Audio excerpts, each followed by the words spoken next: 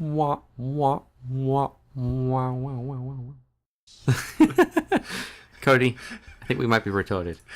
I don't think I generally don't think that we are. Welcome everybody back to Bronze Plays of the week number 3. You little ding on.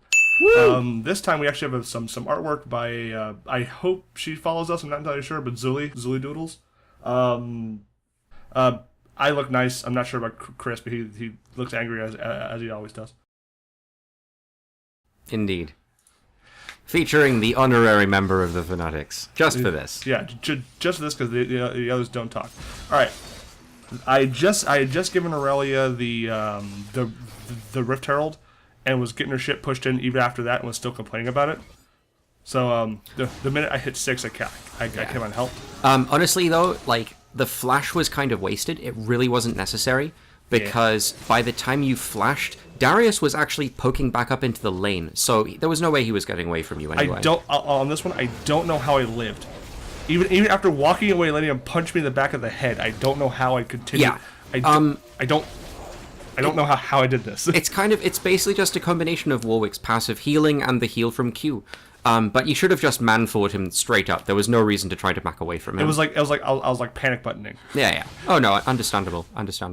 Now this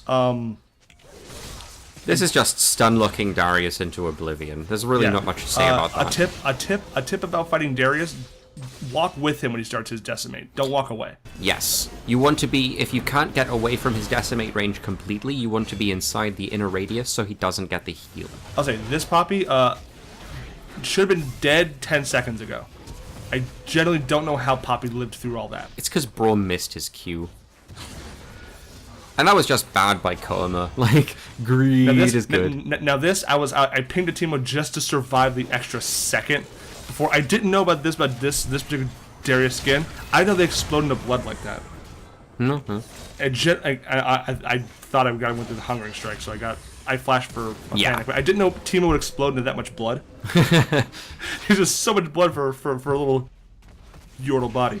Now this I was just showing a perfect initiation by Zac, going behind towards the end of the bushes and going after Tom instead of Tristana. Yeah, significantly, Tom did not have his shield ready and had no mana. Yeah. This play in particular shows that just taking 2 steps back with a flash is just enough to like reset a fight entirely. Yeah, Tristana actually tried to attack him and then failed because the flash pulled him just out of her auto attack range, forcing her to turn around and meaninglessly attack Taric, giving Ashe time to re-engage. Yeah, now this is just hitting also old Taric, not new Taric for people at home. But taking 2 steps away from a fight can always just reset the entire thing. Yeah. So take a space to breathe is always good. This one, I genuinely thought like me zigzagging would have made a difference, but it actually had not at all.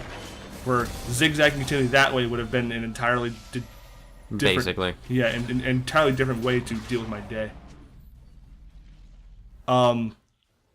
This was chasing someone too far, and then proceeding to panic with Zac, turning around and having Annie clean up for me afterwards. Because Zac dies. Well, he dies, like there, goes to reform, Annie comes and cleans up. I think Zac survives this? Notably, if you don't have vision in the enemy jungle, don't chase into it, because anyone could just suddenly come up and ruin your day. Yeah. Now, if Annie hadn't come up and saved them, LeBlanc would have probably ripped them to bits. Oh yeah. Never, again, much like people at home, I'll say this about it, never chase into the jungle. Especially, period, if your jungle's Udyr. He could show up in just any moment and fuck your life up. Yeah. This one, again, I don't know how I survived this one, especially against Udyr. Also right here, ult does just enough to split him, and I choose the correct one. I don't know how I In this case, it's because Jax quick stunned him. He double popped his dodge to stun him. Mm-hmm. You can if you have a low enough ping, which most people should these days, you can just double pop it and stun someone. Get off your mama's internet. This is also to prove don't ever contest a dragon by yourself. It is the worst thing you could actually do for the team. Because 9 times out of 10, you will give them the dragon, your gold, and person who is dumb enough to follow you in. Yeah. which like, would be... Gragas almost died, and that cost him his flash. Blitzcrank died for no reason at all. And then Lucian comes a bit too close again, and, well... Like, I don't know why Lucian would actually turn back around, but that's beyond me. I think he was poking forward, thinking that the dragon was still alive. The thing is, he'd already popped his ultimate, so... Now, this one, I cried. I cried as soon as it hit, because I thought it was a ghost, it would just go past. Yeah, the Vessel is a champion, guys. It interacts with effects like a champion would. Yeah, people just learn that. Now, I'm chilling in the jungle, and I see my friend Insurgent here, and Insurgent, fucking shout out to you. Again, thought he would die in almost an instant. I chased Corky for the good 5 seconds to try and keep him away. While he does more damage to Jenna. Now, I'm just sitting here being very intimidating, just keeping him lit, period. Pretty much. Like, not even turning your E off, just like, hey guys, I'm here. The thing is, I never turned it off willingly. I've always when it's off, I hit it by accident. Because I think I'm like another champion for a second. I only got this one because it's always funny to see this happen, is a Aatrox dying midair. Like, my planet needs me. As well as just like doing a flash ultimate. I put this in because I was like killing a Tryndamere. You have to be careful about doing stuff like that though, because Trynd can ult while CC'd. Yeah. Yeah, people all want CC. Again, Insurgent on the same Victor. Again, should have died. All intents and purposes, this fucker should have been dead. Just good CC by Leona. Good Leona. Again, how do you slap through a wall? Dashes that have a casting time like Corky's. They count as being in their original position until the animation finishes. Yeah. So he still got tagged by the Warwick ultimate while in flight, which looks hilarious when it happens. Yeah, it does. It's fucking hilarious. Not entirely sure what I did here. I don't know why I put this one in. I guess it was Thresh actually managed to CC people enough to just push all 3 of them off. Or they were super afraid, I guess. But then I think in a second, Lux comes up. Yeah, there's Lux. I get a bit ambitious. I flash because I'm a fucking moron. And this is Bronze Place. And because of me spending that flash, I end up eating it here. Perfect lantern, perfect click time.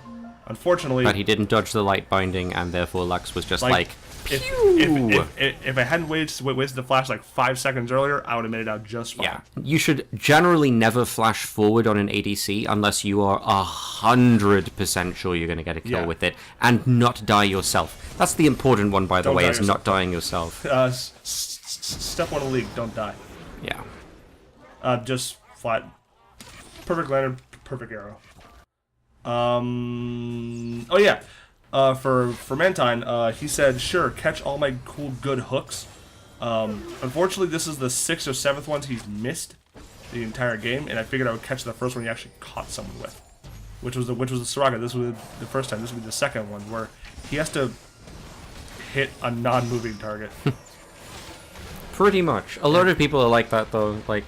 And sometimes even when you present someone with a completely stationary target, they still can't actually land their skill shots. It's like Stormtrooper logic. Really, it is. And to continue on this part of the fight, don't ever chase an assassin in. Yeah. He makes a big mistake here of chasing around the bend, and in doing so, he goes behind Vi and Amumu, basically guaranteeing he's going to die. Yeah.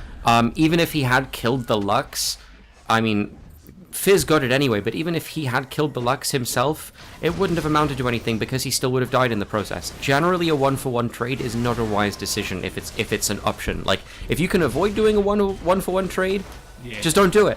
The kill is not worth dying. And here we get up, I think the last play of the day here is a perfect lantern jump over on Raptors just before it expires, killing a Mumu, although they're all caught for a few seconds. Vi attempts to jump and get something down. He hits the Chum the Waters thing is called. Yeah. Does nothing at the moment. Well, it forced someone out of the fight. It forced Vayne to back off for a moment and forced the enemy to disengage. Yeah. So it allowed you to disengage as well, by extension. Now this is me baiting out Vi to like the farthest part to get hit by Sion or how the fuck. Sion.